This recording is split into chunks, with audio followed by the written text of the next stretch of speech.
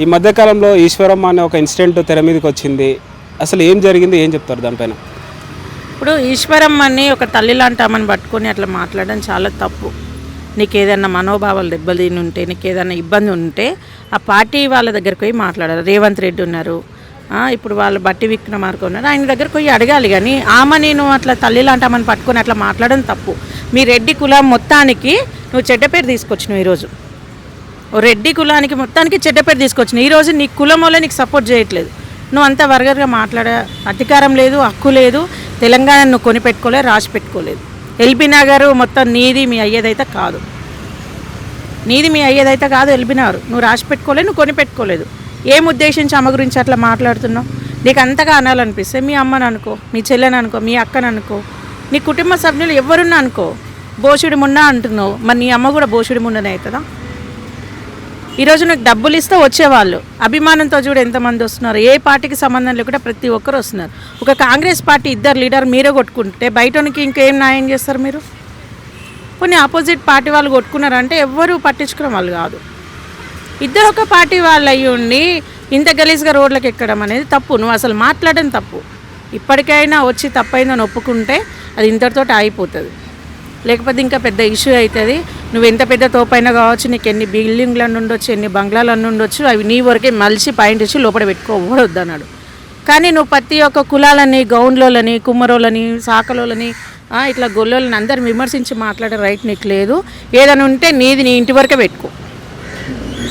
ఈ ఇందరితోటి మా బీసీలు మొత్తం ఏకమైతే ఎట్లుంటుందో ఇప్పుడు చూస్తున్నావు. ఈ సగం వరకే, ఇక మొత్తం చూస్తే నువ్వు తట్టుకోలేవు. ఉండలో వెలిబినార్ల మొత్తానికి బునాదిరాలతో సహా పిగులుకొని ఏదో సందులోకి వెళ్ళిపోతావు తప్ప ఉండలేవు. ఎప్పటికైనా తప్పైందని వచ్చి ఒప్పుకుంటే ఇంతటితో అయిపోతుంది. పార్టీ ఎందుకు స్పందించట్లేదు? అధికారంలో వాళ్ళే ఉన్నారు కదా. ఇప్పుడు పార్టీ ఎందుకు మాట్లాడట్లేదు అంటే, ఇంట్లో ఇద్దరు కొడుకులు ఉంటే ఇద్దరు కొడుకులు కొట్టుకుంటారు, తండ్రి వచ్చి ఏం చెప్తారు? వాళ్ళు కొట్టుకొని తర్వాత వాళ్ళిద్దరు సమాధానంకి వచ్చి ఆయన కాడికి వస్తే అప్పుడు న్యాయం చేస్తాడు. మరి ఆయన ఏం చేస్తాడు? పార్టీ ఆయన ఏం చేస్తాడు చెప్పు? ఇప్పుడు రేవంత్ రెడ్డి అన్న అయితే చెప్పలే కదా నువ్వు ఇట్లా అను అని. ఇప్పుడు ఆయన అననిక లేదు, ఆయన చెప్పలేదు. ఇప్పుడు ఈయనకి ఇంత బలిపేందుకు, ఈయన ఎందుకు అనాలి? ఆయన ఏం చేశాడు? ఇప్పుడు రేవంత్ రెడ్డి గారు వచ్చి నువ్వు అను ఆమెనని అయితే చెప్పలేదు. కొట్టుకొని ఎన్ని రోజులు కొట్టుకుంటారు? మరి అర్థం ఉండాలి. మోరి లాంటి నోరు వేసుకొని తల్లి లాంటి ఆమెను పట్టుకొని అట్లా మాట్లాడడం కరెక్ట్ కాదు. ఆయన ఏమాత్రం కరెక్ట్ కాదు. ఖచ్చితంగా అనుభవిస్తాడు. ఇప్పటికే సగానికి సగము అదైపోయినావు, ఇంకా మొత్తం కూడా అవుతావు. ఆడదాకా తెచ్చుకో. కనీసంగా మా బీసీలు అందరూ తలుచుకుంటే ఎలక పొక్కలు దాచుకున్నా కానీ గుంజి తగలబెట్టే రకాలు నువ్వు అనుకుంటున్నావు. ఎలక పొక్కలు దాచుకున్నా కానీ తగలబెట్టే రకాలం మేము. మా బీసీలు లేకపోతే మీరు ఏ మీట్లా కూడా గొరగారు, ఆవగింజంతా కూడా గొరగారు. అనవసరంగా మా బీసీల జోలికి రాకూరి, మొత్తం మంట అయిపోకురు. అనవసరంగా వస్తారు మా బీసీల జోలికి. 30 సంవత్సరాలు జెండా మోసిన నీకే అంతగానం కాలుతుంటే 30-40 తరాల నుంచి తొక్కేస్తున్నారు కదా, మాకెంత కాలాలి? మరి మాకెంత మంట రావాలి? వీళ్ళొక బీసీ బిడ్డ ముందుకు వచ్చే వరకు నీకేనో కాలుతుంది కదా.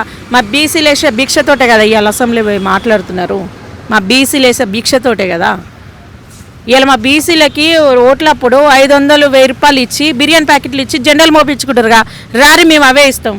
మేము ఎమ్మెల్యేలుగా, ఎంపీలుగా మేము పోటీ చేసినప్పుడు అదే బిర్యానీ ప్యాకెట్లు ఇప్పిస్తాం, అదే కోట సీసాలు ఇప్పిస్తాం. మా జెండాలు మోస్తారేమో. మీరు సమానమేగా. మేము తినేసిన ఇస్తారా నాకు బతికేటోళ్ళు మీరు. మా వృత్తి ఆపేసి మీ బతికేడు ఉంటుందో చూసుకోరు. నేను అందరు రెడ్డిలను అనట్లేదు, ఇలాంటి చెత్తముండ కొడుకులను మాత్రమే నేను విమర్శిస్తున్నా తప్ప అందరు రెడ్డిలను అనట్లేదు. అందరు చెడ్డ వాళ్ళని కూడా ఇవాళ అదే రెడ్డిలు వచ్చి ఆమెకు సపోర్ట్గా నిలబడుతున్నారంటే ఇవాళ ఏ కులాన్ని అయితే నువ్వు చూసుకొని, ఏ రెడ్డి అని చూసుకొని నువ్వు అహంకారంతో ఎగిసిపడుతున్నావో వాళ్ళు ఈరోజు వచ్చిర్రు ఆమె దగ్గరికి వచ్చి ఆమెను విమర్శించిపోతున్నారు. నువ్వు ఆ మాట కాకుండా ఇంకేదన్నా విమర్శించేట్టు ఉంటివి, యాక్సెప్ట్ చేస్తుంటివి. ఒక తల్లి లాంటి ఆమెను పట్టుకొని నువ్వు అంత మాట నీకు ఎలా అని అనిపించింది? ఇంకొక ఆయన గొప్ప ఆయన గౌన్లలో మొత్తం ఏడుకాడ తిట్టి పెడుతున్నావు. మరి గౌన్లలో కాడ మంచిగానే ఉంటుంది, షాక్ మెత్తగా. మరి అప్పుడు ఏమైపోతుందో చూసుకోవాలి. ఇక నేను అనకూడదని అనుకుంటున్నాను. నీ డబ్బు బలం, నీ మంద బలము ఏదున్నా మలిసి నీకన్నా పెట్టుకోరా నాయన, మాకు అవసరం లేదు. మా బీసీల జోలికి రాకు. మీ రెడ్డిలో ఓట్లు వేసుకొని కనీసం కార్పొరేటర్గా చూద్దాం. మా బీసీల కాడికి రాకుండా, మా బీసీల సంకలు నాకుంటా, మా బీసీల మోచేతి నీళ్ళు తాగకుండా కనీసం కార్పొరేటర్గా, కనీసం ఎమ్మెల్యే కాదు కదా నువ్వు ఏమి గెలవలేవు. వార్డ్ నెంబర్ కూడా గెలవలేని మీ బతుకులకి మా బీసీలను విమర్శిస్తావా? మా బీసీల గురించి మాట్లాడతావా? ఎవనివిరా నువ్వు? కొనిపెట్టుకున్నావా, రాసి పెట్టుకున్నావా? ఏం హక్కు ఉంది నీకు?